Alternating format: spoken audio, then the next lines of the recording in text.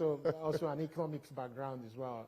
Okay. But at the same time, I think I'll be deceiving you if I say as an individual I can sit here and give you the percentage. This is why, and if you speak to a lot of people in this industry, the study that we've commissioned is one of the first of its kind on the African continent. People talk about these studies a lot. For us, we think this is an important issue. I think for many people, the second most important thing that they spend money on is buying airtime and credit and data, right? So it's not something that we can just haphazardly pluck a percentage and say, go ahead.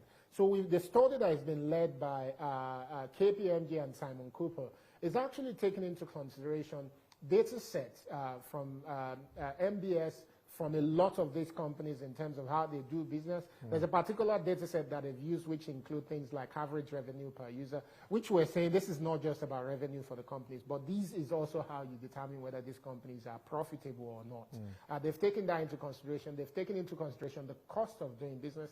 They've taken into consideration inflation. They've actually done the model of what would be the implication of an increase in tariff to the different category of people within our country. That's what they've done. And this is what's going to inform the percentage that we will choose. I don't want to jump ahead of the interpretation of this report. I received the interim report yesterday. I met with KPMG and Simon Cooper. And this morning, we've had a breakfast meeting with the CEOs of all the mobile network operators in Nigeria. NCC has now been given the mandate based on the interim report to come up with a proposition on what percentage we believe is acceptable that will not inflict unbearable pain on Nigerians. I like that fact. You talked about the federal government supporting, to avoid vandalism and all of that, which is very, very important for the growth of the sector. But what other bottlenecks do you think government will be looking at as we move on in 2025 that would help to make us experience the needed growth in Nigeria's telecommunications sector across the board? Absolutely. There are a number of them. I think first one is the towers in themselves. How do we manage and power them? These towers have to be powered. And they consume a lot of diesel because they have to use generator to power them. Now, as a sector, we are working on a very strong approach to the use of alternative and cleaner form of energy, which we think in the short to medium term that can reduce the cost of powering these towers, but also can also be a lot cleaner. But the question is also, can we domesticate some element of that? For instance, if there are batteries that are being used in the process, we know our president, through the Ministry of Mineral Resources, has been pushing the exploration of our lithium and the production of batteries locally. Can this sector become the local off-takers of batteries that are produced in Nigeria? Which the sector requires a lot of that. If we're able to do that, not only are we going to reduce the cost of powering towers, but the sector can also contribute to helping to start a new industry in Nigeria, which obviously will create more jobs, more people with disposable income that will also end up consuming from the sector. But beyond that as well, this year you will hear from the ministry and NCC a lot of effort being put into affordable devices. Our country is significant in terms of size of market, over 230 million people. We're adding 5 million new people every year. There's no real need for us to be importing mobile telephones at the level that we're importing it.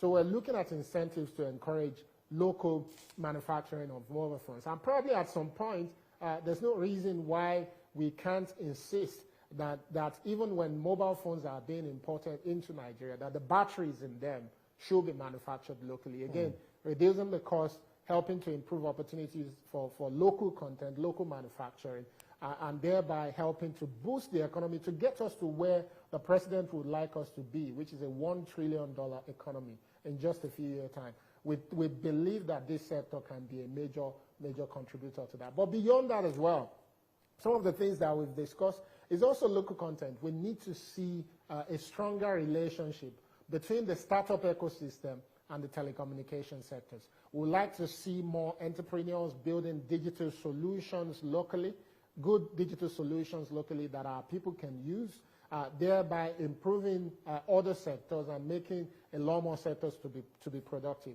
And finally, one of the other things that we discussed, among so many things, there are conversations around regulations and things we need to do this year. But also, finally, is digital literacy. We are working together to leverage the network of the MNOs to be able to reach a lot of Nigerians. We want more of our people to be digitally literate. And I'm not talking about digital skills. We're already working on digital skills. That's a separate program. Digital literacy is simply saying the average Nigerian should have a good understanding of how to use digital tools. You're taking that from, because I wanted us to wrap up for the outlook for 2025, and you've already started itemizing some of that. But I'll still like, from your point of view, to tell us what more we should expect, because this growth that you just identified, the contribution, it's huge. Looking at that in a quarter compared to what we had before. So what more should Nigerians expect, even from the ministry, as we move on in 2025, Honorable Minister? No, absolutely. I think we're extremely fortunate. I'm personally fortunate to serve under President Tinubu because of his approach to the economy, the work that the CME, the coordinating minister of the economy, is also doing. I think all the painful experiences that most of us have had as Nigerians in 2024, they were part of the process for laying a strong foundation. And what I'm expecting, particularly from our ministry, is that the average Nigerian will start to feel serious and significant improvement in the quality of service that they consume. But beyond that, this sector will start to contribute significantly. We're expecting to see more jobs created. When we talk about laying 90,000 kilometers of fiber optic network, Nigeria is going to need annually about 4,000 to 5,000 people working on that. And the goal is that whilst we lay this fiber across Nigeria, which we're hoping to start this year, by Q3 this year, we should start that project by the grace of God. We're hoping that it will not only take Nigeria to the point where we are now more connected, that Nigeria can also become a leader within the digital economy space across the African continent, because there will be more African countries that will now start to invest in connectivity. And we want Nigerian companies to be at the forefront of providing these services across the region. So we're very optimistic. There are a number of opportunities that we've had. For instance, for the first time, the European Union is committing close to 50 million euros to the digital economy in Nigeria. This is almost even surpassing the budget that we have at the ministry. Because they see the plan of this government, they see the plans that we've put out there, and they're really excited about it. We are also this year setting up a trade desk, which is a dedicated desk to ensure that government can handhold and support Nigerian local technology companies and help them to export abroad. On this Friday, we'll be doing our first trade mission to the U.S. On Friday. We'll be in D.C., and a couple of announcements will be made there where the U.S. government is also supporting the digital economy sector. We'll be making the same sort of trip to Brazil. Our plan for the startup house in San Francisco is going to be fully realized this year, so we'll start to use that building that we've also gotten the approval of the Executive Council to drive. And beyond that as well, in a couple of weeks, you will see us release practically the guidelines through which technology can be used to improve government services. Our plan is that by the end of the first term of the president, we would like to take this to up to 21%. So we're really, really pushing hard to ensure that this sector can contribute to taking us where the president and our people would like Nigeria to be. Honorable Minister, Federal Minister, Minister of Communications and Digital Economy, Mr. Bosun Tijani, I must thank you so much for your time on the program. And we hope to have you in few months to do a bit of evaluation, looking at the fallout of some of these policies instituted and seeing how well it's impacting Nigerians. That will be very important. I will hope to have your commitment that will have you in then to speak around it. Absolutely. You have my commitment, Olulokwe. Thank you so much. All right, then. Do enjoy the rest of your day, and apologies for the delay again. You too. Thank you. All right, glad to have you back. Asian stocks fell today with the dollar keeping the yuan and the euro pinned near multi-month low as traders worry the Fed would likely be slowing cutting rates after data showed the U.S. economy remained stable. But MSCI's broadest index of Asian Pacific shares outside Japan fell 0.5%, with Japan's Nikkei down 0.1%. On Wall Street, all three main indexes finished lower. The downbeat mood is set to continue in Europe, with Euro Stock 50 features down 0.3%. German DAX features 0.18% softer. Rising bond yields will likely weigh on tech stocks in Europe, as well as after they touched a more than 5 months high. China's blue chip CSR 300 index fell more than 1% to touch over 3 months low. Hang Seng index lead 1% in its lowest level since the end of November, while the Chinese yuan fell to 16 months low. And with just 2 weeks left in his presidency, President Joe Biden has announced a ban on new offshore oil and gas drilling, almost on America's coastline, weeks before Donald Trump returns to the White House. The ban covers the entire Atlantic coast and eastern Gulf of Mexico, as well as the Pacific coast of California, Oregon, and Washington, and a section of the Bering Sea of Alaska. Meanwhile, U.S. President-elect Mr. Donald Trump is set to revoke the ban immediately he takes office. Biden's actions yesterday on offshore drilling, banning offshore drilling, will not stand. I will reverse it immediately. It'll be done immediately. And we will drill, baby, drill. And we're going to be drilling in a lot of other locations. And the energy costs are going to come way down. They'll be brought down to a very low level. And that's going to bring everything else down. That's what caused it to go up, along with the ridiculous spending on the Green New scam. All this money, trillions of dollars. It's like throwing it right out the window, what they're doing. The U.S. National Highway Traffic Safety Administration has opened investigation into the 2.6 million Tesla vehicles over reports of crashes involving a feature that allows users to move their cars remotely. The new investigation comes after the U.S. Auto Safety Agency in October opened an investigation into the 2.4 million Tesla vehicles equipped with full self-driving software after 4 reported collisions, including the fatal 2023 crash. It says the vehicles failed to detect posts or parked vehicles when they are operating on actually smart summon, adding it had reports where users had little or no time to avoid a crash. Crude oil prices moved higher today after the release of production data from OPEC and Russia, showing both declined in December. U.S. West Texas Intermediate crude rose to sell for $75.17, with an uptick of 1.24%. Brent experienced an upward price margin, 0.96%, to sell for $77.79 per barrel. Bonnie Light sells for $78.62, with a decline of 2.84%. And for the OPEC basket, dealers offer $76.18, with an upsurge of 1.67%. Well, that's our show today. Thank you so much for being a part of it. I'll see you.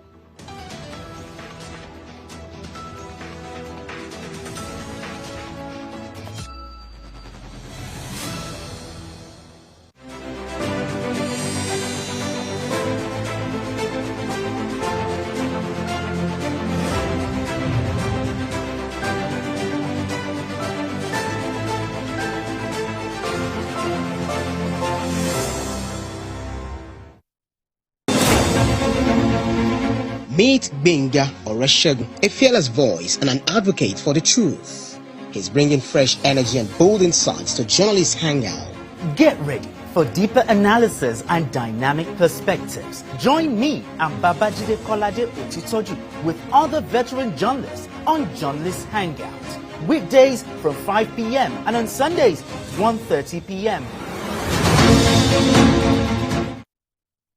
Ignorance is the mother of personal destruction, a voluntary misfortune, and it is worse when you are ignorant of your ignorance. You and Your Health with Dr. Richard Okoye is brought to you by Dr. Civil Life Foundation as he uncovers the mystery behind most deadly diseases, their causes, prevention, and latest treatment. Send in your comment and health-related questions. Together, let's liberate Africa from health ignorance. Yet this, you are ignorantly awaiting the arrival of your wife's menopause. If you have no sperm count and ignore it. Join Dr. Richard Okoye every Sunday by 3:30 p.m. doubt and fear doesn't occur at the canvas, it shows in the canvas. It shows the conation of raw earthen material slabbed, stroked and molded at a pace provided by the doubt and fear.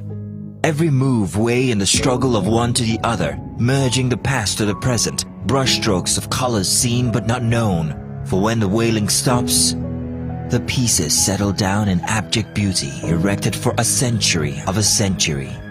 Speaking, advocating, protesting as the arts are meant to be.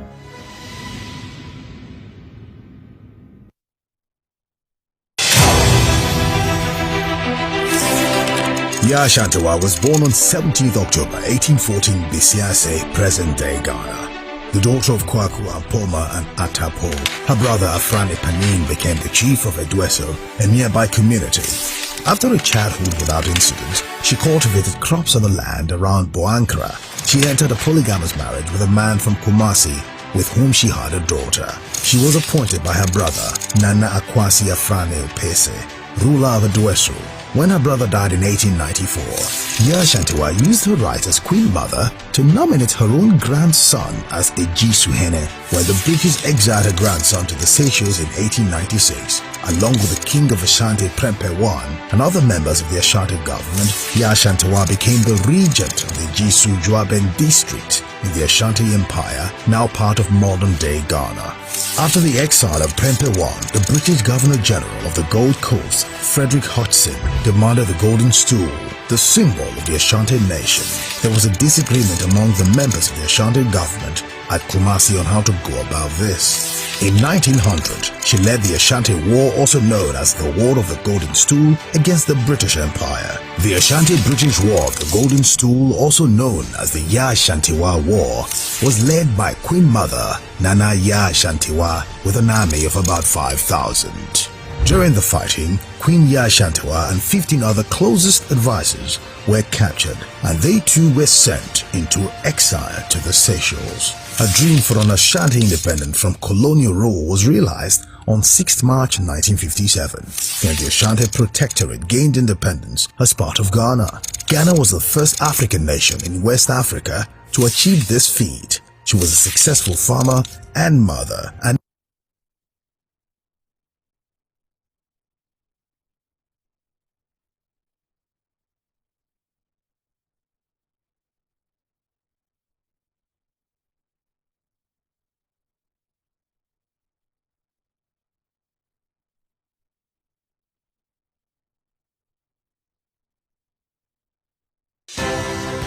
At TVC News, wherever the big news story is happening, we're geared up to break it.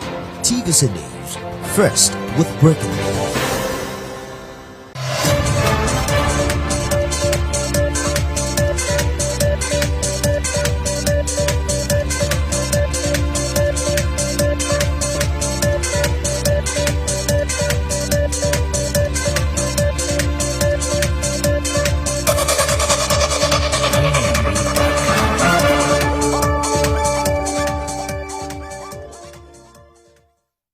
Hello and welcome. Now, despite reported successes in combating terrorism within its borders, Nigeria's military has witnessed a decline in the latest global military rankings, dropping 3 places. According to the 2024 Global Firepower Report, Nigeria's armed forces are now ranked 39th out of 145 countries, down from 36th in 2003 and 35th in 2022, I should say. That's 2023, 36th, and 2022, of course, 35th. Nigeria also slipped from 3rd to 4th place in Africa as Egypt retained its position as the continent's strongest military, followed by Algeria and South Africa. Nigeria is at the bottom of the radar now in terms of helicopter carrier fleet strength by country, tanker fleet strength by country, destroyer fleet strength by country, naval covert fleet strength by country, submarine fleet strength, and reserve military strength.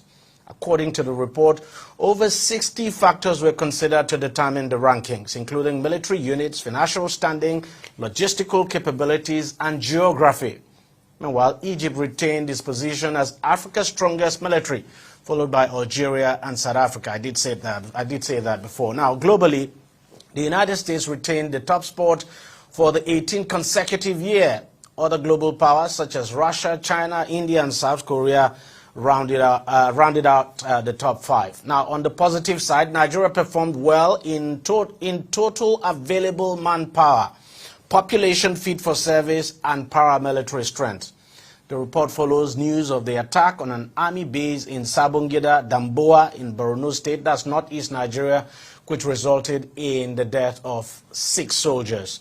Now, commiserating with the military over the loss, President Tinubu has directed authorities to further probe the unfortunate incident and ensure that it serves as a valuable lesson to prevent similar occurrences. Now, there's been a number of attacks by Boko Haram and ISWAP in recent times in the northeast of the country, leading to fears that the insurgent groups may be on some kind of resurgence. To discuss this further, I'm now being joined on the program by retired Air Vice Marshal Adesonya Olatukunbo, who is a former spokesperson of the Nigerian Air Force. He joins us from Abuja. Thank you very much, Air Vice Marshal, for joining us on the program. Before we talk about the global ranking now, let's talk about some of the recent attacks we have seen, like the attack on that the military base we saw in Damboa, leading to the killing of 6 soldiers. We've seen other attacks. The other day we saw an attack now on the base of the civilian JTF and all of that. Is this some kind of resurgence of Boko Haram and ISWAP? Because for a long time now, they had not been able to carry out attacks of this nature. Okay, let me start by thanking you for inviting me to this program today. The attacks are very unfortunate and certainly not what any well-meaning Nigerian desires. Like you rightly said, for some time there has been some quiet, and that's indicative apparently of the so much damage that the military, the Nigerian military that is, has been able to bring to bear on the insurgents.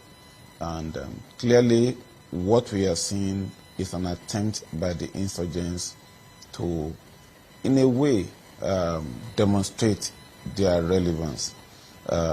Clearly, I want to believe that it's not impossible that because it's been quiet, that the Nigerian military too had been somewhat maybe relaxed, and I think the insurgents also took advantage of this to try to bring upon them surprise attacks. But it's also gladdening to note that despite the surprise nature, that the Nigerian military was able to really come up immediately, and they were able to foil the attack, as we've been told.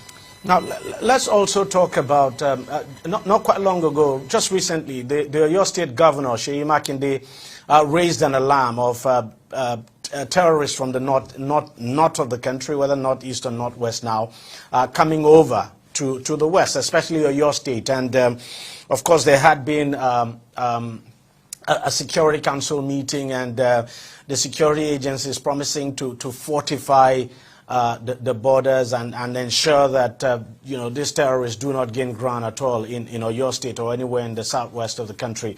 But tell me, how serious is that alarm raised by the governor, and why should we be concerned?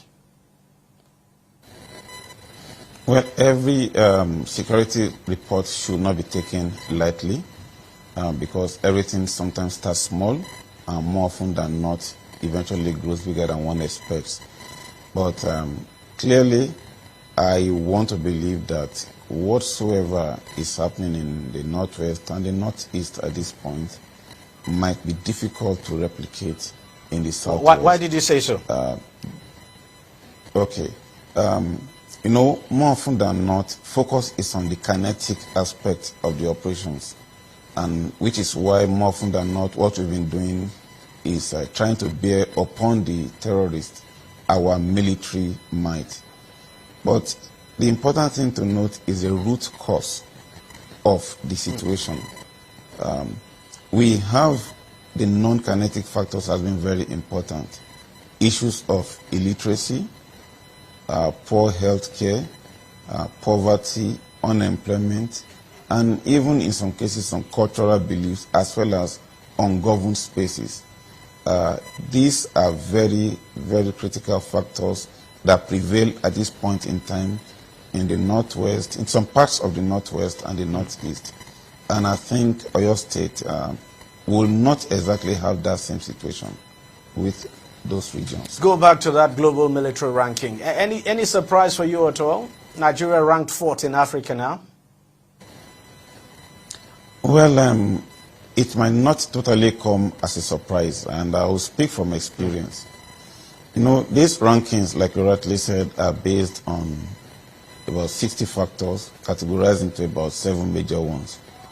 One of them, which I think you left out, is also financing. So, but let's look at the issue of manpower.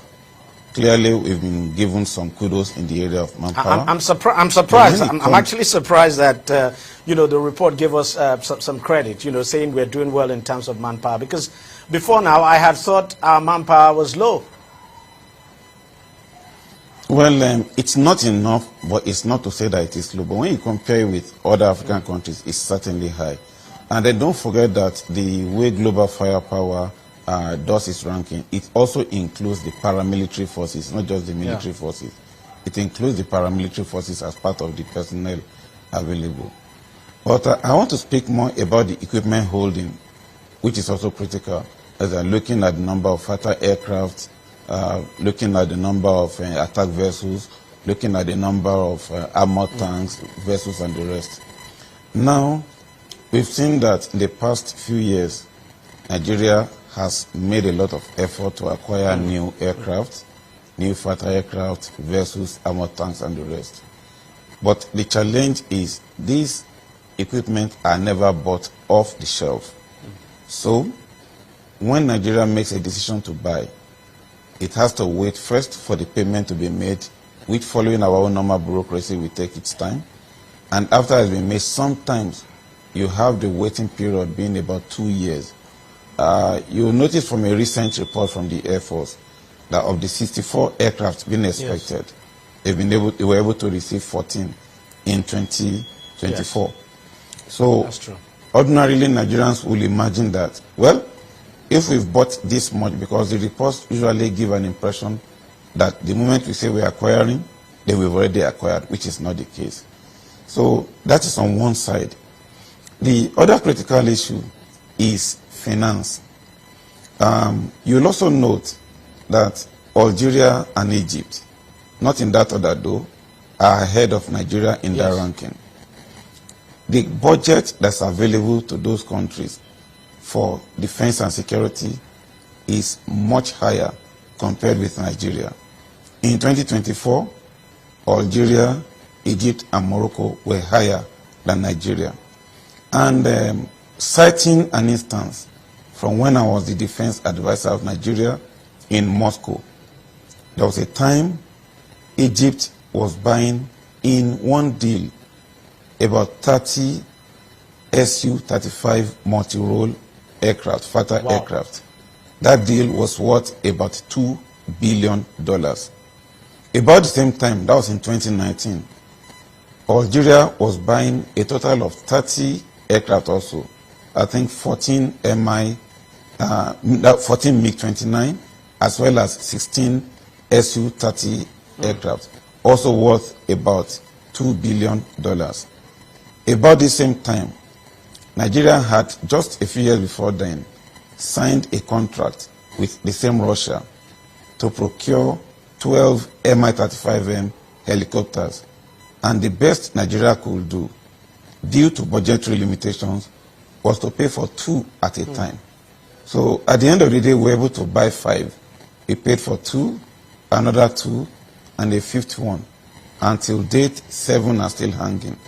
So if Egypt and Algeria are buying at a time 30 aircraft, and Nigeria is buying 2.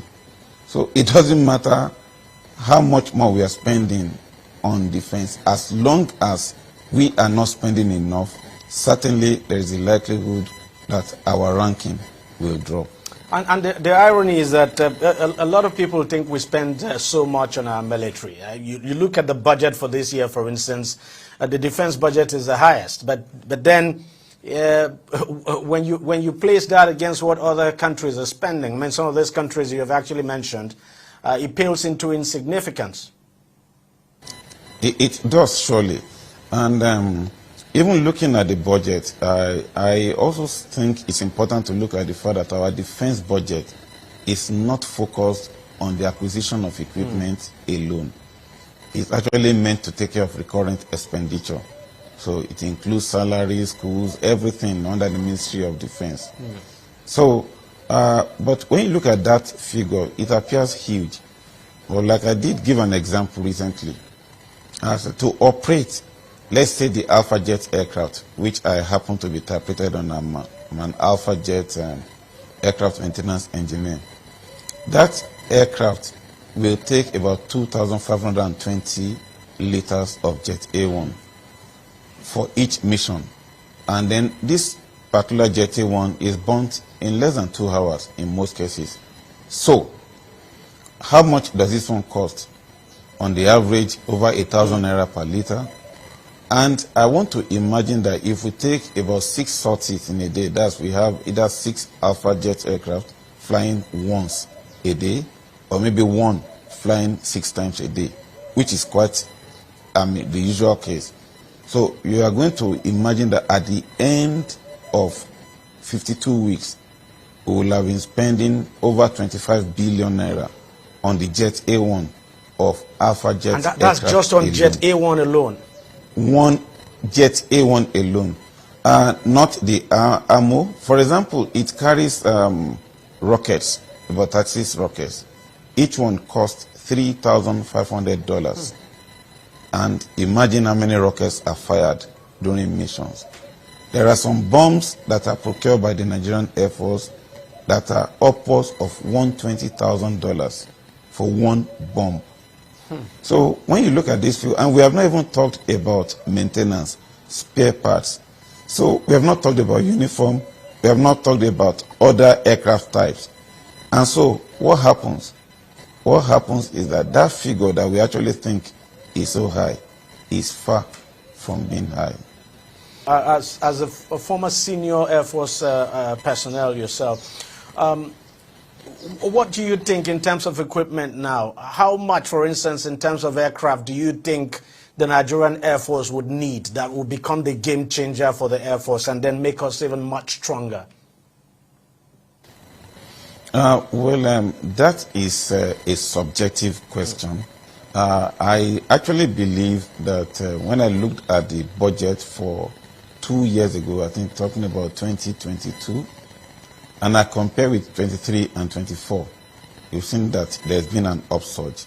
I'm only hoping that the focus is also on acquiring equipment, the necessary equipment. And but one of the areas I think we should be investing in a lot towards fighting this insurgency is in unmanned area vehicles. Okay. Both the the unmanned area vehicles, both the armed ones and the ones that will be used for surveillance. We should invest adequately in them.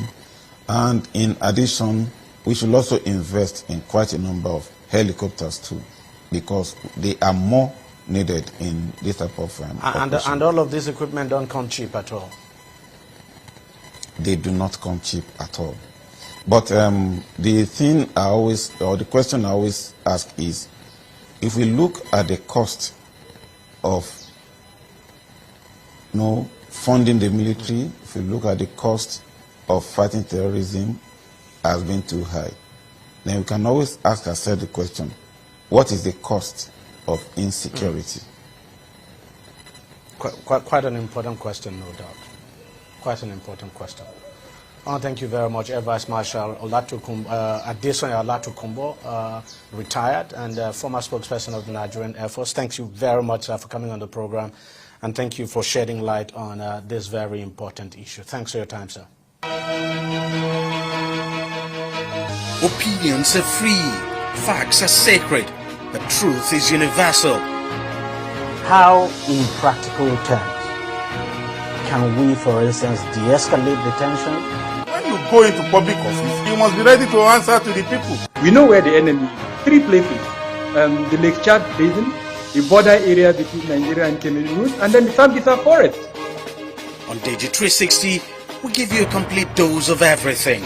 Opinion, facts, and undiluted truth.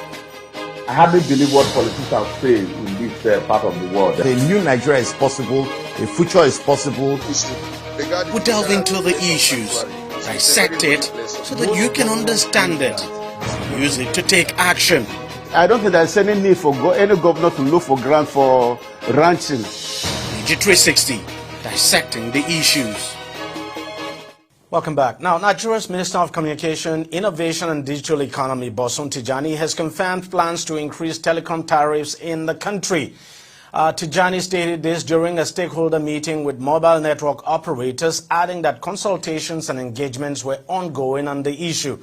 According to the minister, the economic realities of rising operational and capital costs necessitated the proposed tariff adjustments. He says the move is aimed at ensuring the long-term sustainability of the sector while unlocking significant benefits for Nigerian consumers. Tijani also emphasized the need to ensure that the telecommunications sector gets its act together to put the right regulations in place to ensure the growth of the sector. Now, the minister added that the Nigerian Communications Commission would come up with modalities now for the adjustments and make the new tariffs public to Nigerians.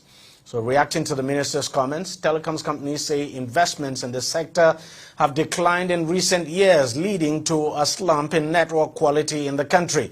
But they say higher prices will lead to better networks, more relevant services, and better customer experience that enables growth.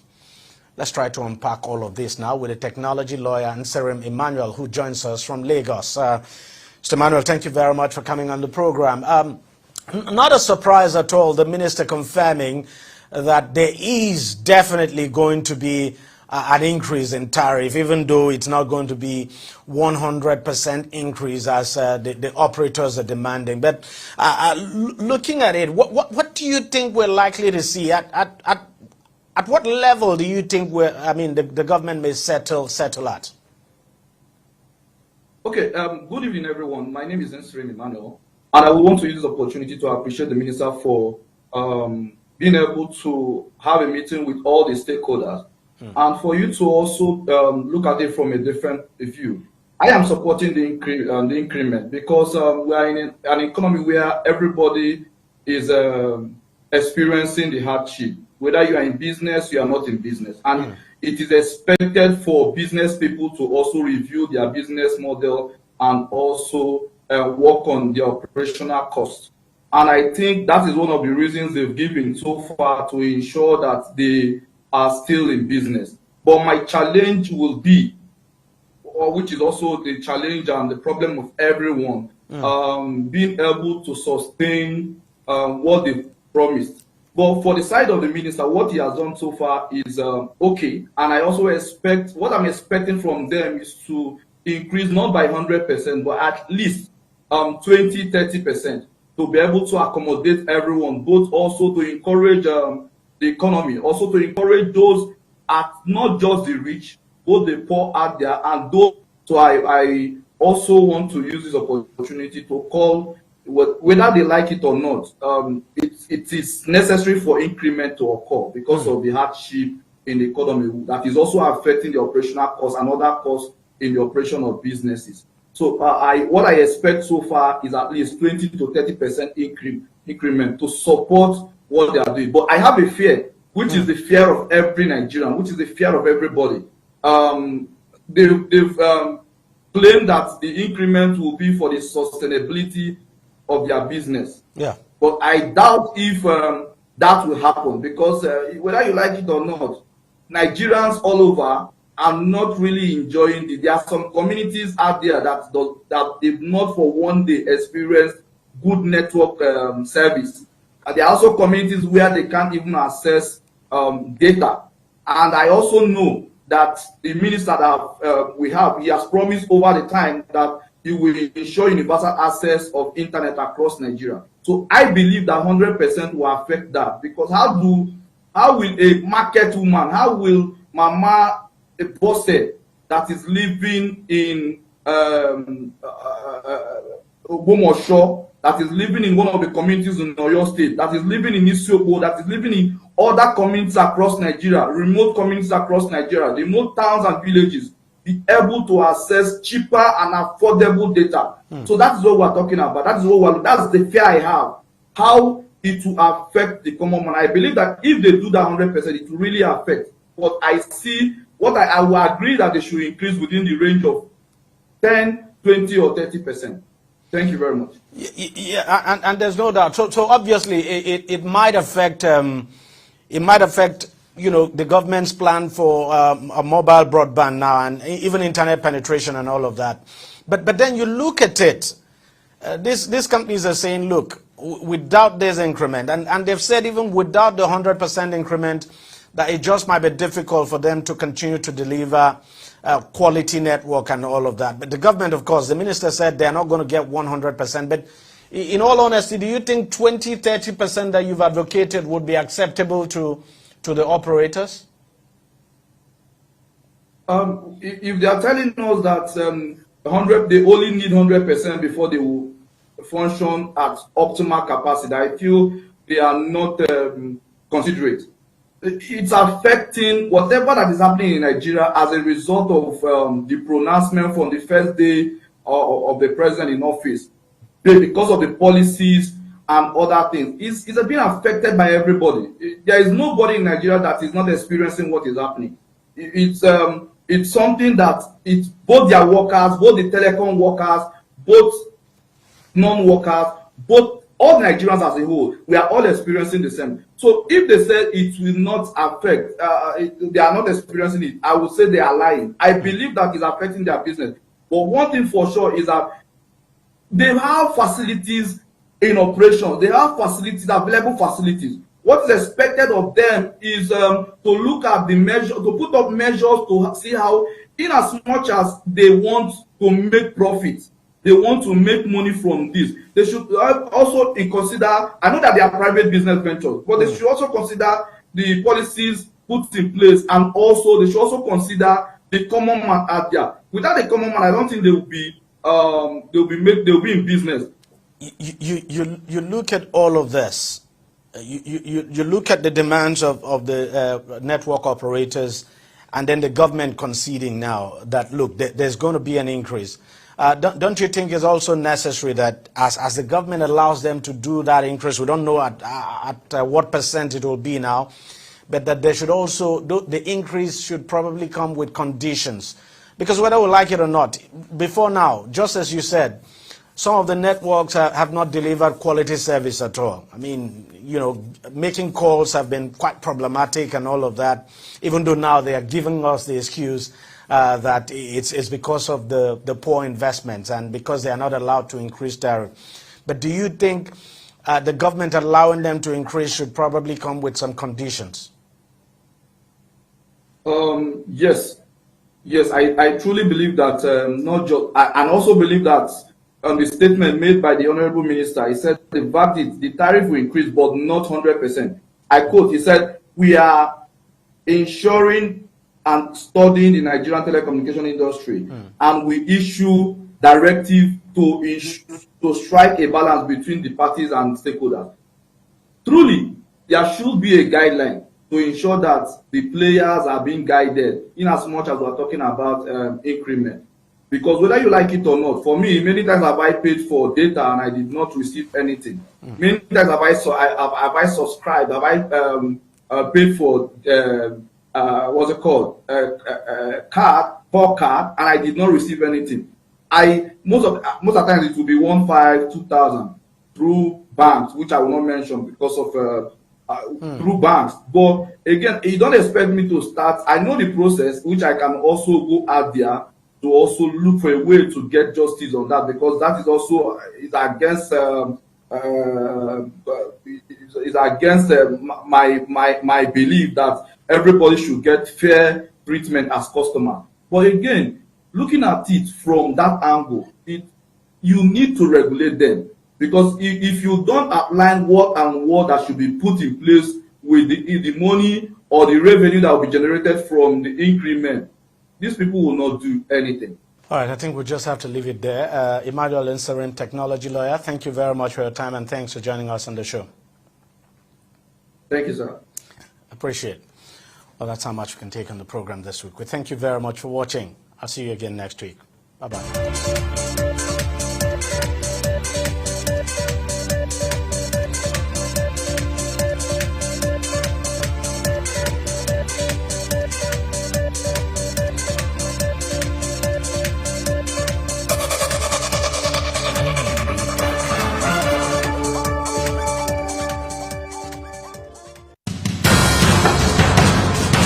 Information is power, information is security, information is knowledge. On Labor Lens, we believe that working people around the world have real questions on their own. They want to know how the world of work operates, what it means to the employer of labor, how policies affect workers in the workplace. On Labor Lens, I am sure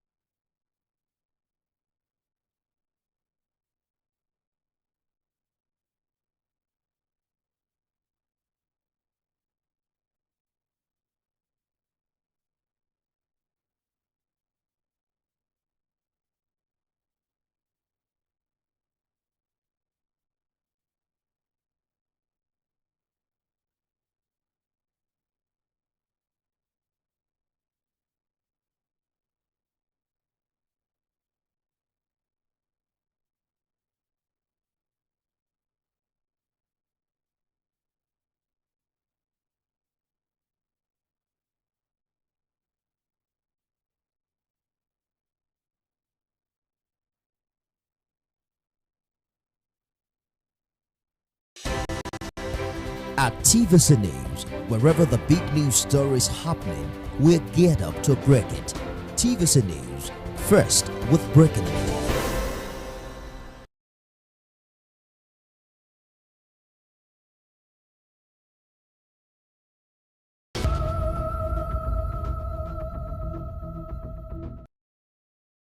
Water is life. For thousands of years, humans have relied on water for food, security, hygiene, electricity, and transportation, amongst many other uses. In Nigeria, many rural dwellers build their lives around water. Rains and rivers determine when, where, and what crops they plant. The way they build their settlements, their hygiene, and transportation largely depends on water. To get a clear first-hand experience of river-based transportation to people living in Nigeria's northeast region, often considered as just a desert to outsiders, I journeyed to the banks of the Gongola River. It started with a car, then motorcycles, and later on foot. The voyage was difficult and treacherous, which only emphasizes the choice of rivers as the preferred means of transportation for these experienced rural dwellers. Gongola River originates from the eastern slopes of Jos Plateau in north-central Nigeria through Bauchi, Gombe, and Yobe states with several beautiful waterfalls, then briefly passes through Borno before re-entering Gombe to Adamawa, where it empties into River Benue.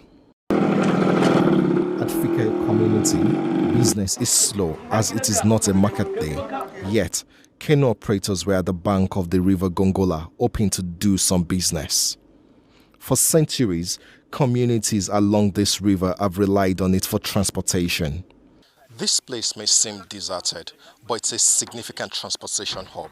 I'm standing in Bayo local government area of Borno State, and across the river there is Ro in Gulani local government area of Yobe State, and to my right is Dadinkowa in Gombe State. It's a triangle, but this kind of transportation hubs are significant because many of the food items that we consume in Nigeria are produced in farms in deep interior areas without proper road network. They need rivers, and this transportation means to get their produce from the farms to the markets.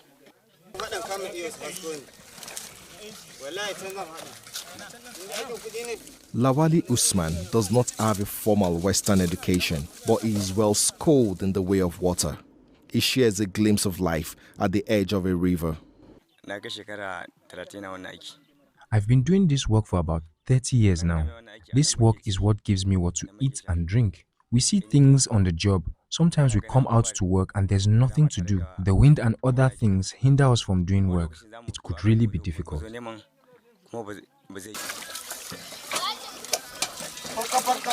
Despite often overloading their boats with bags of grains, motorcycles and passengers, these boat operators and their passengers are living on a knife's edge. Without adherence to any rules or safety precautions, they are just an incident away from a major disaster.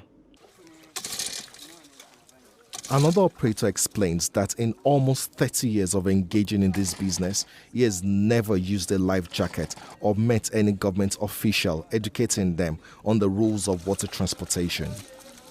Though there have been no loss of lives around this axis in a long time, they have experienced several close calls. If your vessel can take up to 50 people and it is windy, we would advise you to reduce the number to 30 people. We here at the river bank, this is where we get water to manage our homes. I have been working at this river bank for about 15 years and I am over 40 years old now. We are looking for intervention from the government because of how the work by the water is. Safety here is no good, so we are urging the government to intervene and give us life jackets. I went in search of the famous boat builder referred to as Serikin Ruwa, meaning king of water. He does not have a boat under construction at the moment, blaming it on the high cost of timber, yet he explains the business of boat building and the dangers of cutting corners. The small one is 150. The big one is about, according to what you want. Okay. Even there is 3,000, 300,000 or 250, 280 based on. Anything that you do, if you work it very well, you will save. The National Inland Waterways Authority is responsible for approximately 10,000 kilometers of navigable waterways. It is also responsible for regulations and enforcing standards. The agency is meant to work with river basin authorities to promote commerce and ensure safety. Passengers and operators say they are not aware of their existence nor felt the agency's impact. Hundreds of lives are lost in boat mishaps each year. Only a few are documented. We try to enlighten the water users and including the boat operators to always obey the rules of activities on the water. One of such is usage of life jacket, sand bucket, paddles, life buoys, and many more. Traveling not at night. No life jacket, no travel again. If you don't have the safety jacket, you are not expected to travel. And also we have our marshals, which have been recently inaugurated. So always monitor the activities of the boat operators at the loading bays. So they are always there to ensure that these rules are adhered to. Back to the makeshift port to take a boat ride from Bayo local government area of Borno State to Gulani in Yobe State. Our bright orange life jackets looked strange to other passengers and boat operators. I insisted they try it on. Only one brave passenger and a middle-aged boat operator agreed. Others would not trust what they know nothing about. Though wearing a life jacket, I was scared as a narrow boat sailed on the wide, choppy river. A passenger reassured me that the boat was perfectly safe. Abdul Karim has used the river as a means of long-distance transportation more than roads. Even during the insurgency, most of our people did not have access to follow them through because of the insurgency. It's even better and secure for you to take the boat to cross your state because it's more safer. If you follow the other route, anything can happen. So all this while we have been using this boat, we have been taking this route from Gombe. It will take you from Gulani to Gombe, to Bayo, to Koyakosar. If, as far as you are concerned, you are living in Gulani. If you want to leave Gulani in peace, it's better for you to follow this route. It will take you to wherever you want to go. I can't even count how many times that I use this boat to cross this river. Because I told you I'm farming in Gulani. So I must go to Gulani during rain season more than like 5 times every year. That's only in rainy season. Apart from rainy season, we used to follow this road to Gulani because we don't have road access. We don't have anywhere to go than this place. So if we are using this place as our route, this is more safer and more closer to where we want to reach. Even after the harvesting, most people of this our town, you know, Ruhu town, many people, there is a lot of farmers. We are farming, we are fishing, we are doing everything. So after the farming, we use the boat to carry the goods, take it to market.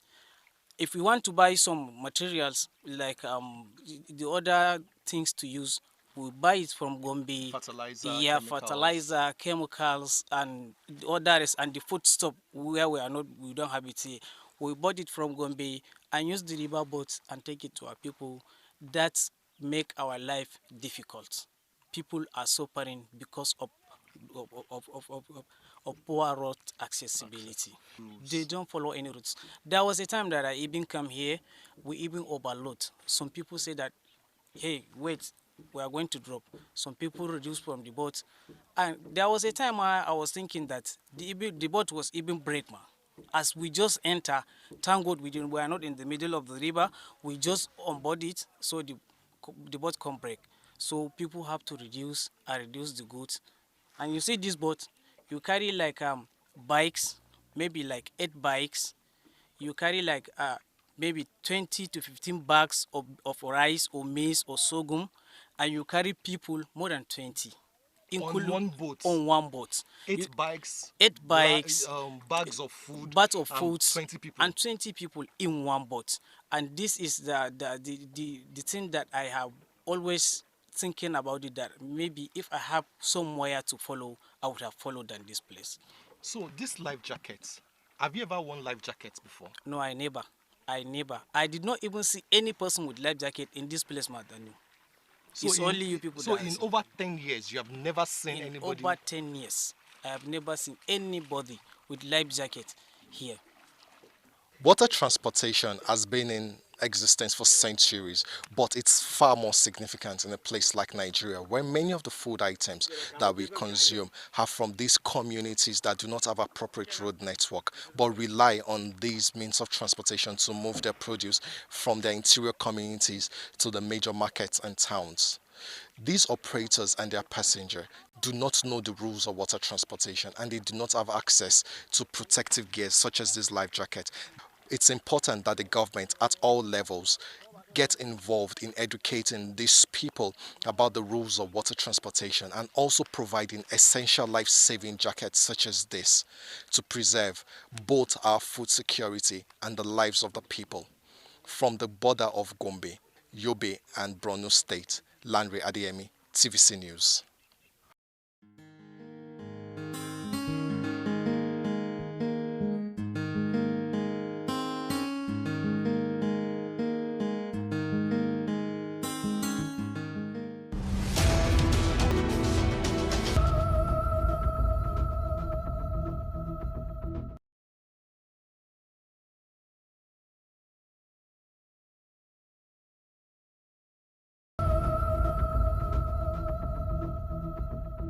subsidy is gone.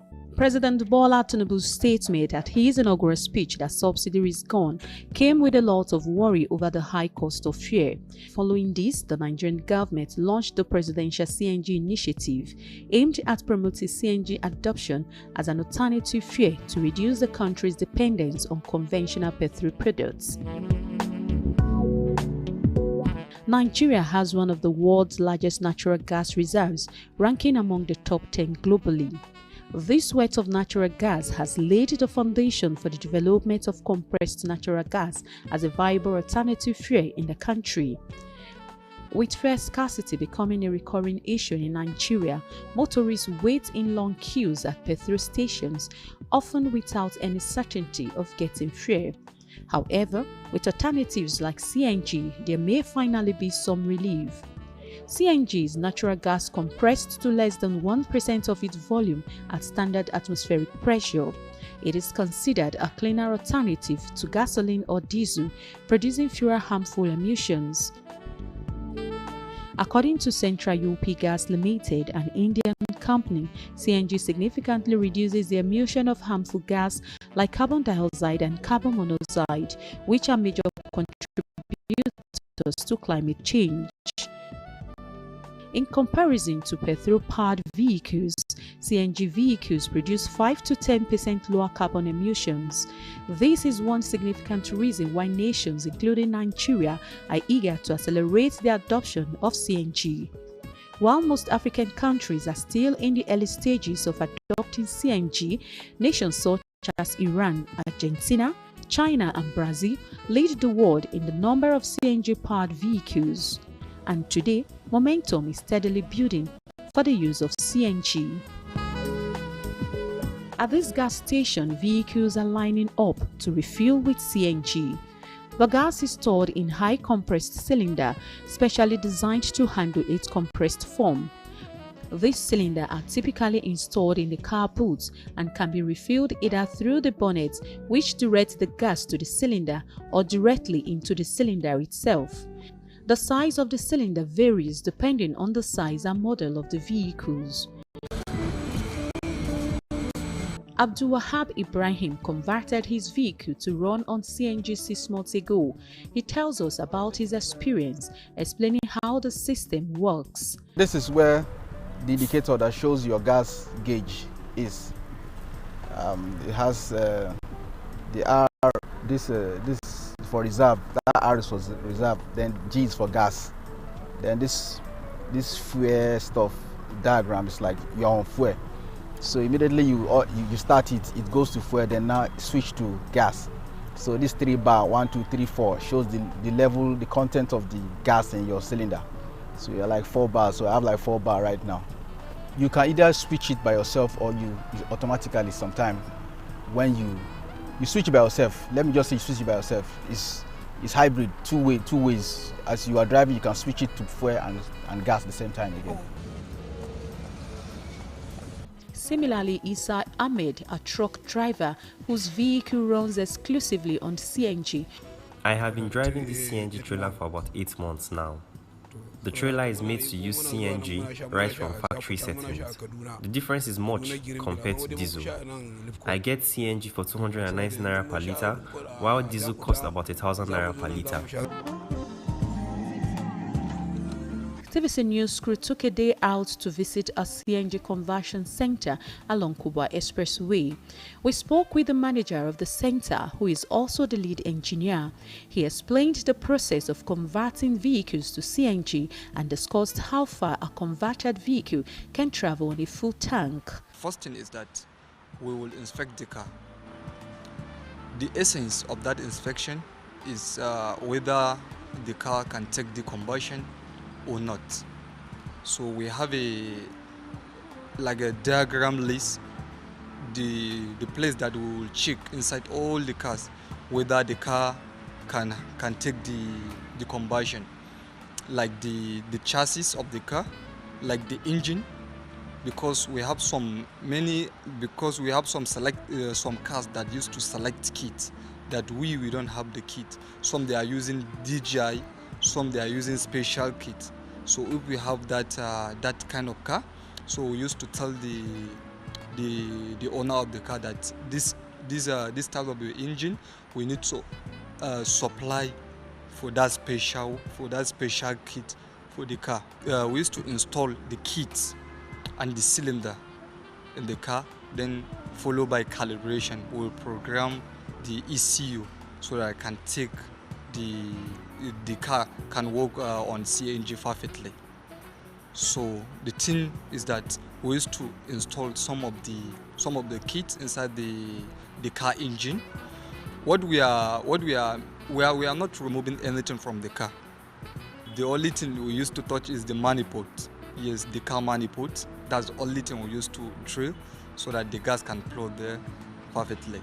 The next thing, the cylinder will fabricate the cylinder where the tank can stay. To convert a car normally is 1 day, and that cylinder has 0 risks of fire, explode, or something like that. That many people they are afraid of bringing their cars to put CNG, because the most thing that they are afraid of is that fire. Is that explode maybe when they got accident or something like. No. It had 0 risks of that fire, because the main thing that we used to give customers assurance of that safety is even if you carry a letter and on that gas on it will never catch fire. Yes, it will never. We try with many customers and they see and they agree. So it had 0 risks. So the gas it uses is different from the one we use? Yes. It's not it's different. It's totally different, because that one is LPG, the one that we used to cook, but this one is compressed natural gas. Yes, it's just the air, so you can't even feel it. Regarding the cost of conversion, he explained that it depends on the type and size of vehicle. We are importing the cylinder from outside. Yes. So the cost anytime it can change due to the terms of the dollar price that we are using. You know, we are using dollar to import the kit and the cylinder. So for now, the price, you know, if what the price that you hear from this center is different from another center. So that's the price, because now our price for V4 now is 1,159,200. That's for V4. While for V6 1.2 till to 8 block to even 12 block massive. As laudable as the initiative is, it is not without its challenges. After I buy from here, where do you buy again? I took a ride in one of the CNG-powered vehicles, and I can confirm it feels just like driving a car powered by petrol. With the federal government pushing for a cleaner, cheaper energy, including free conversion for services, many are already following suit. This shift represents a sustainable step towards sustainable transportation in the face of rising petrol prices and environmental challenges. Helen Osamede Kings, TVC News, Abuja.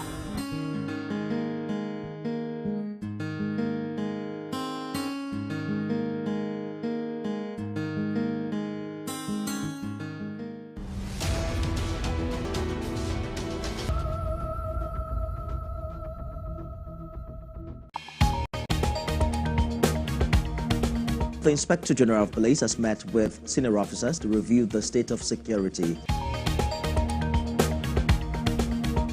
We are continuing our coverage of the arrest of Godwin Emefiele. TVC News Weekend Lineup. TVC Breakfast Saturday with Kemi Fola Adeyemo and Emmanuel Ajayi. Political Standpoint with Precious Amayo. Newsweek with Mark Otabo.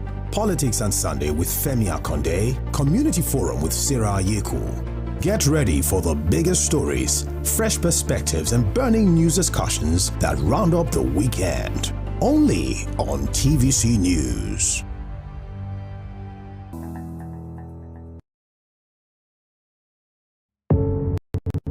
doubt and fear doesn't occur at the canvas, it shows in the canvas. It shows the conation of raw earthen material slabbed, stroked and molded at a pace provided by the doubt and fear. Every move way in the struggle of one to the other, merging the past to the present, brushstrokes of colors seen but not known, for when the wailing stops, the pieces settle down in abject beauty erected for a century of a century.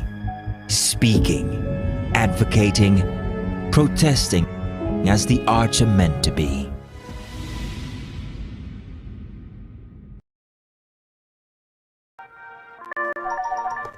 Hello, TVC Communications. How can I help? What makes TVC the right choice for my business? Excellent question, sir. Let me share some exciting facts with you. Start your day on TVC Entertainment with Wake Up Nigeria, a family and lifestyle show. Your view empowers women globally. It's your view, let it count. Entertainment Splash delivers the hottest celebrity trends. On TVC News, we keep you informed with breaking news and in-depth analysis of events shaping the world. I will continue to speak the truth. TVC News at 7 and TVC News at 10 p.m. delivers the most important stories of the day. Doesn't just take away. It countdown to political decisions that shape our world. This country must move. Imagine the impact these decisions have on our lives. Some are consequential, others may leave us intrigued or baffled. You have no better friend and partner than Nigeria. Step in and feel the frenzy like never before. Join me every weekday for an hour of fact-finding interviews, but questions cut to the core. How would you say your administration has fared in these sectors? I will dig in to get to the heart of the issues, from local politics to global insight. Join me as I unearth the power plays, jaw-dropping revelations and the unfiltered truth. This isn't just politics, it's unraveling the stories that matter. Brace yourself for politics tonight, every weekday at 8 p.m., where every decision echoes along the corridors of our lives. Politics tonight, only on TVC News.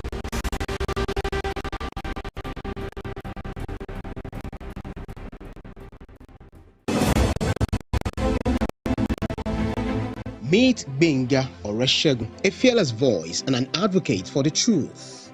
He's bringing fresh energy and bold insights to journalists' hangout. Get ready for deeper analysis and dynamic perspectives. Join me and Babajide Kolade Otitoju with other veteran journalists on Journalists Hangout. Weekdays from 5 p.m. and on Sundays 1:30 p.m. The TVC News at 7 and the TVC News at 10 are not like any other news broadcast. It's the big news hour, the hour for the big breaking. At TVC News, wherever the big news story is happening, we're geared up to break it. TVC News, first with breaking news.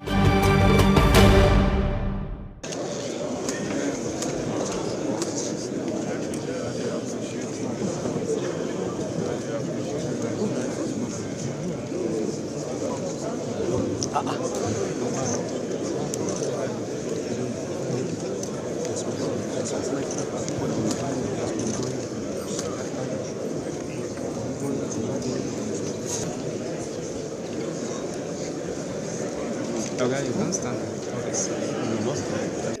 of democracy resonate with the hopes and dreams of our people.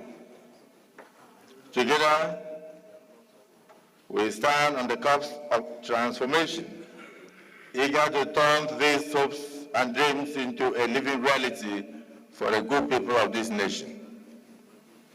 To put the bows and joints in turning these aspirations into tangible outcomes is our esteemed colleague, a member of the National Assembly, distinguished senator, an indomitable statesman, who today, by the grace of God, happens to be the first ambassador of the National Assembly to become the president and commander-in-chief of the armed forces of the Federal Republic of Nigeria.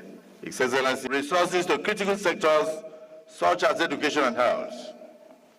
Your collaboration with the Central Bank has culminated in an environment ripe for investment, and your focus on infrastructural development reflects a visionary commitment to improving the connectivity that fuels any nation's economy. Furthermore, your initiatives to strengthen our security framework stand as a testament to resolving and tackling the pressing challenges of our times. We commend your tireless efforts, along with those of our brave men and women in uniform, for liberating our lands from the grip of terror. I dare say that today, no community in Nigeria is under the flag of Boko Haram, a monumental achievement that we must celebrate with you. Just to assure you, sir, that the 4 tax reform bills, the Joint Revenue Board of Nigeria, Assembly Bill 2024, Nigeria Revenue Service, in fact, as I'm mentioning the bills now, many of them will be shocked because they never even knew.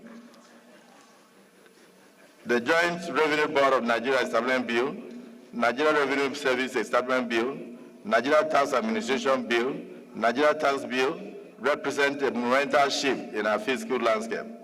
It is disheartening that those who have not yet taken time to understand the initiative, the focus, are the ones shouting the loudest as critics. But we will make sure that we listen to Nigerians and dot the I's and cross the T's to the satisfaction of all Nigerians and for the benefit of this country. We will not kill any reform that you bring forward that will change the future of this country. We cannot do the same thing over and over and expect a different result. And therefore, I urge all Nigerians, especially those in public offices, to engage with these vital reforms thoughtfully, very thoughtfully. This initiative marks the first comprehensive tax reform Nigeria has had since independence, a very transformative opportunity for rejuvenating and small and medium enterprises and enhancing the livelihood of ordinary Nigerians. These reforms will not only improve Nigeria's revenue profile, but also create a more conducive and internationally competitive business environment, transforming our tax system to such that over 100 million Nigerians will be exempted from tax if they do not earn in business above 50 naira or 50 million naira in a year. Your Excellency, we have noted the 2024 budget performance of about 50% for capital expenditure and about 48% for recurring expenses. Given these great achievements, we have deemed it necessary to extend the lifespan of the 2024 budget to June 30th, 2025. Finally, sir, we commend your steadfast commitment to our collective and collaborative cooperation with the National Assembly to achieving your grand vision for Nigeria. Let me take this opportunity to stress the importance of the need for the honored ministers and heads of extra-ministerial departments to respond promptly to requests from National Assembly whenever they are invited, particularly this period, to come and defend their sectoral allocations in the exercise of our legislative oversight. They should not see invitations as nuisance. They should know that every invitation is constitutional, and we also have constitutional powers to take further action where they refuse to appear. The road of reform is now clearly upon us. And as the president of this blessed nation, I know this less traveled road has not been easy, that there have been difficulties and sacrifices. They will not be in vain, I assure you.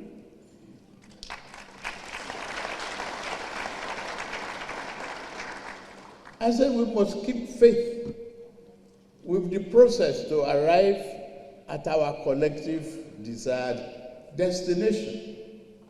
We must build on progress we have made in the past 18 months in restructuring our economy and ensuring it is strong enough to withstand the headwind of any future shocks of the global downturn. Distinguished Senate President, Right Honorable Speaker of the House of Representatives, leaders and members of both chambers of the National Assembly, I report today that our economy is responding positively to stimulus. Our objective is to further stimulate the economy through implementation of targeted fiscal stimulus, packages through public expenditure and specific non-inflationary spending. The reform we have instituted are beginning to yield results, no reversals. Nigerians will soon experience a better and more functional economy.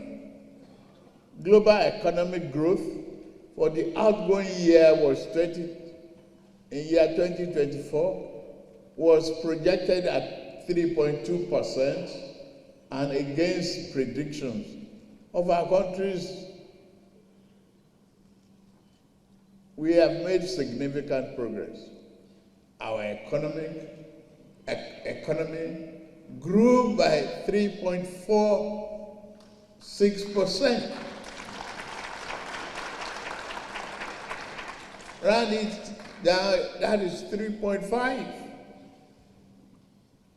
of year 2024, up from 2.54% in the third quarter of year 2023. Our foreign reserves now stand at nearly $42 billion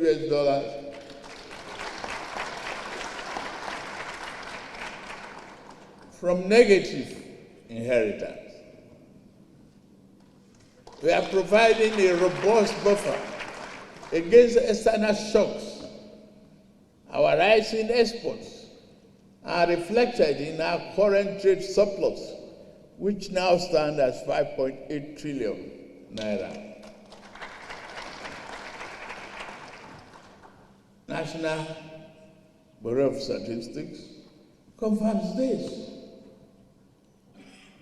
The clear result of gradual recovery, among others, reflected the resilience of our economy and the impact of deliberate policy choices we've made from the outset. For year 2024 budget performance, I'm happy to inform this August National Assembly that our administration attained remarkable milestone in implementing the 2024 budget. In 2024, we achieved 14.55 trillion naira in revenue, meeting 75% of our target as of the third quarter.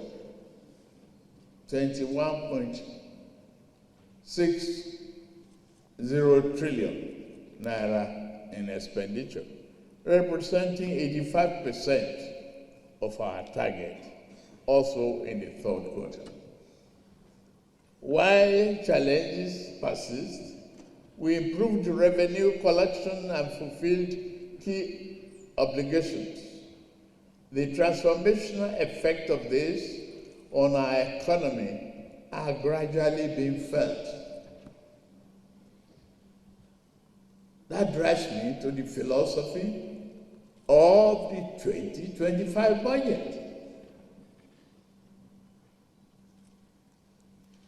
The 2025 budget seeks to restore macroeconomic stability, enhance the business environment, foster inclusive growth, employment, and poverty reduction, promote equitable income distribution, and human capital development. This, our budget allocation reflects the administration strategy, the strategic priorities especially, and the implementation of the Renew Hope agenda and its developmental objectives. The 2025 budget overview. The numbers for our 2025 budget proposal tell a bold and exciting story of the direction we are taking to retool and revamp the socio-economic fabric of our society. In year 2025, we are targeting 34.8 trillion naira in revenue to fund the budget. Government expenditure in the same year is projected to be 47.90 million naira, including a trillion naira, including 15.81 trillion naira for debt servicing. I promise we have to bring this down.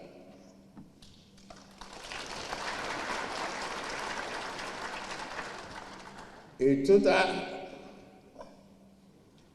of 13.0 trillion naira, or 3.89% of GDP, will make up the budget deficit. That is achievement. This is an ambitious but necessary budget to secure our future. The budget projects inflation will decline from the current rate of 34.6% to 15% next year, while the exchange rate will improve from approximately 1,700 naira per dollar to 1,500 naira, and a base crude oil production assumption of, say, 2.06, that's 2.5 million naira per day. The projections are based upon the following observations. Reduce the importation of petroleum products alongside increased export of finished petroleum products. Bumper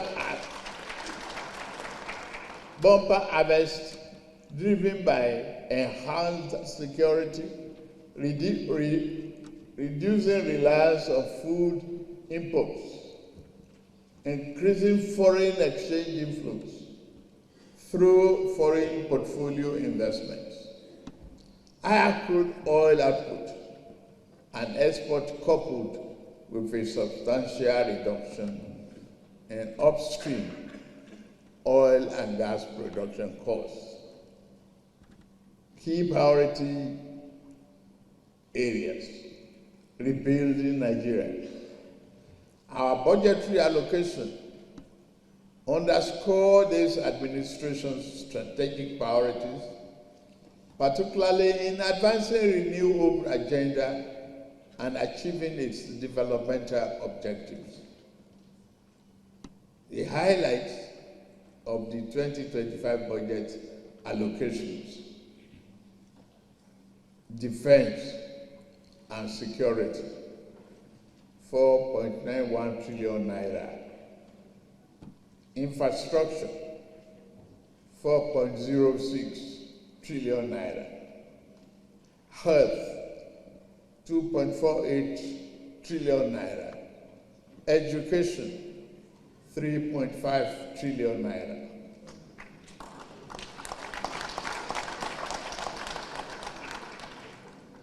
As we embark on implementing the 2025 budget, our steps are deliberate, our decisions resolute, and our priorities are clear. This budget reflects a renewed commitment to strengthening the foundation of a robust economy while addressing the critical sectors essential for the growth and development we envision. This 2025 budget proposal laid the foundation for peace, prosperity, and much needed hope. It is the plan through which a Nigerian, every citizen, everywhere can dream, work, and thrive safely, and it can be achieved. It is with great pleasure, therefore, that I lay before this distinguished joint session of the National Assembly the 2025 budget of the Federal Republic of Nigeria, titled the Restoration Budget.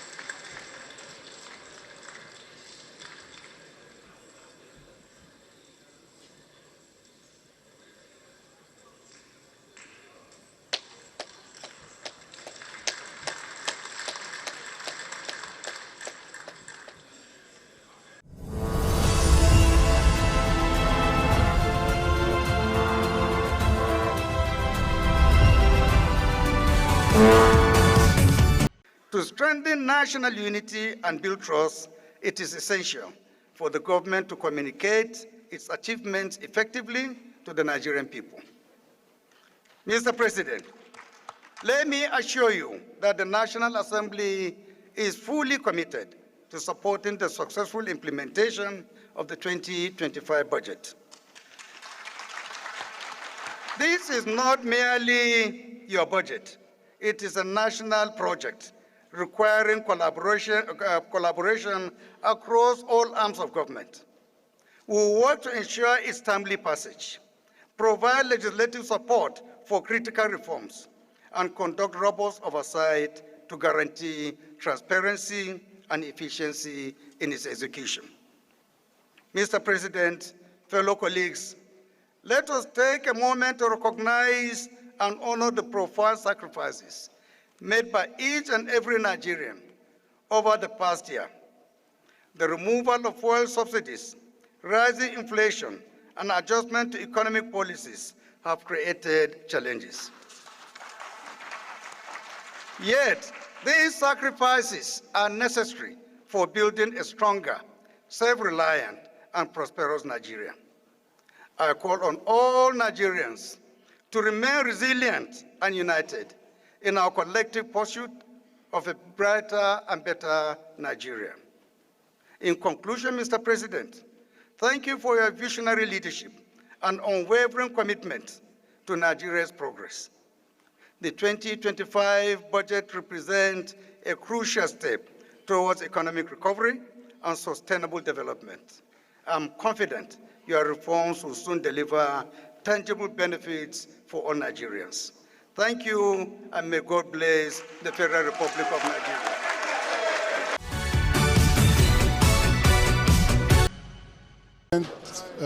Budget speech and the remarks made by the Senate President and the Speaker of the House of Representatives. All three speeches are awe-inspiring.